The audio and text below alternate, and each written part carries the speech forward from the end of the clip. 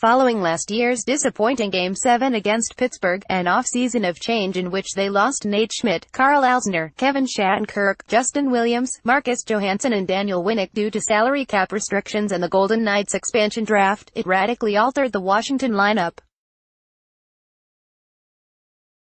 Some pundits before the season predicted the two-time President's Trophy winners wouldn't even qualify for the playoffs in 2017-18, even after 3 consecutive second-round exits, and few thought the team could still be a serious Stanley Cup contender. Now they're one win away from reaching the Cup final for the first time since 1998.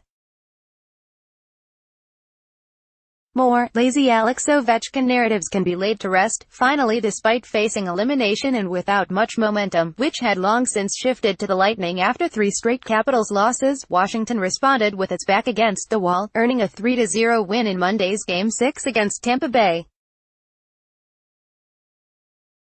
The Caps are now 6-0 in the Alex Ovechkin era in non-Game 7 games when facing elimination games at home, and the biggest game of the Russian star's career is looming Wednesday night.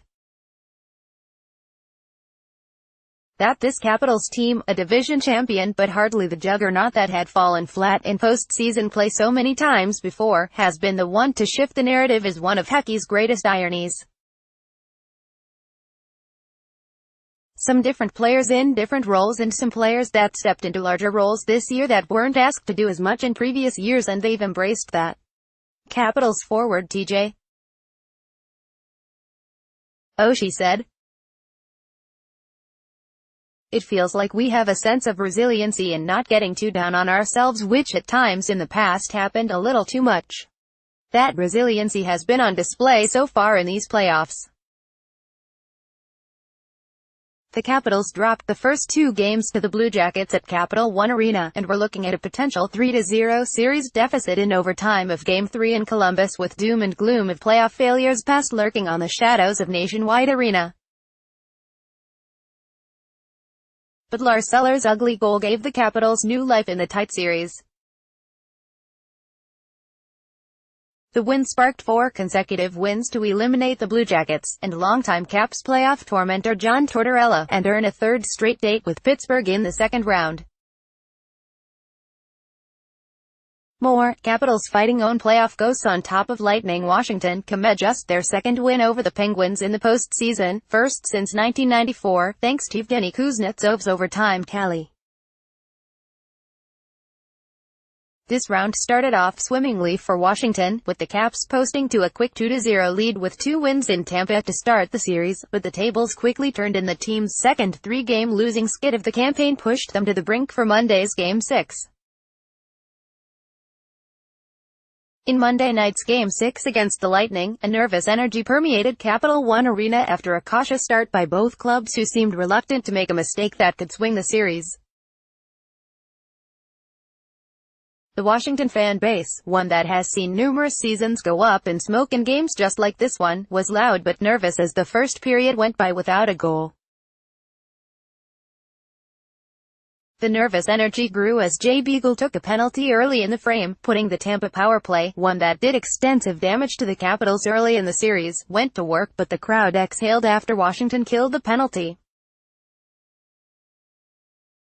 Oshie finally gave the fans a reason to roar with 4:48 left in the second, converting a nifty pass from Nicklas Backstrom on Washington's first power play in 2 games, and the goal turned the crowd's angst into energy. Washington had a couple of other good scoring chances, but Andrei Vasilevsky kept Tampa within a goal. Golden Standard: how Vegas became the most successful expansion team in sports history. The crowd had a chance to exhale a bit more in the third. Caps got an insurance goal when Jay Beagle beat an icing call, beating Chandler Stevenson, who passed in front to Devante Smith-Pelly for a 2-0 lead, and Washington seemed to feed off the crowd's energy, creating more scoring chances and keeping the Lightning on their heels. An empty net goal by Oshie sent away the home crowd, which saw its first win of the series for Washington in the district, thinking of something that had been floating in their heads just over a week ago when the team had a 2-0 lead, that this could actually be the Capitals team that may hoist the Stanley Cup for the first time in franchise history. For the reputation the Capitals have delivered as a playoff underachiever over their history, this 2017-18 edition has seemed different, able to overcome some small breaks and bounces that would have proved fatal to other editions. Ovechkin also has recorded a career-tying 11 playoff goals this spring, along with 10 assists to give him the second most points in the postseason, right behind teammate Kuznetsov.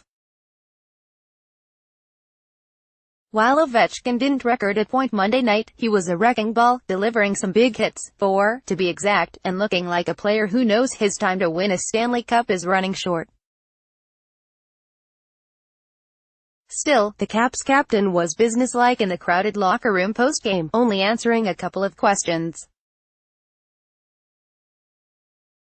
More, top 15 NHL stars without a Stanley Cup, it's not done yet. Tomorrow, we're going to Tampa and then play in Game 7, he said. One game, Game 7, I'm pretty sure Tampa will play their best. Braden Holtby stopped 24 Tampa shots for his first shutout of the season, and his first playoff shutout since the series-clinching Game 6 in Philadelphia back in 2016. He discussed the attention to detail he believes this team possesses, which has allowed it not to get overwhelmed by the stage. I think if you start looking too much into it, you start losing track of your goal, Holtby said. We've done a good job staying in the moment, one game at a time. Game 7 is going to be no different than 1-6 of this series. We focus on what we can have success with, we hold everyone accountable that they bring their best game, and once the puck drops you go to moment and the goal is do the little things to have an impact and push the outcome in your favor. But Trotz told reporters afterward the team has tried to keep its focus, and so far, it's worked for the Capitals. More, 10 most memorable playoff moments in Capitals vs Penguins rivalry. It's a game of inches and you've got to go with the punches this time of year. I think we've been able to do that. The turning point in the series is we've never wavered. No matter what, we were up 2-0 and all of a sudden we're down 3-2. Those are the things in the playoffs that can drive you absolutely crazy. We've been really focused on don't let anything change it. Focus on the next event, face-offs, penalty kill, power play, focus on the inches in front of us instead of the miles and yards ahead of us.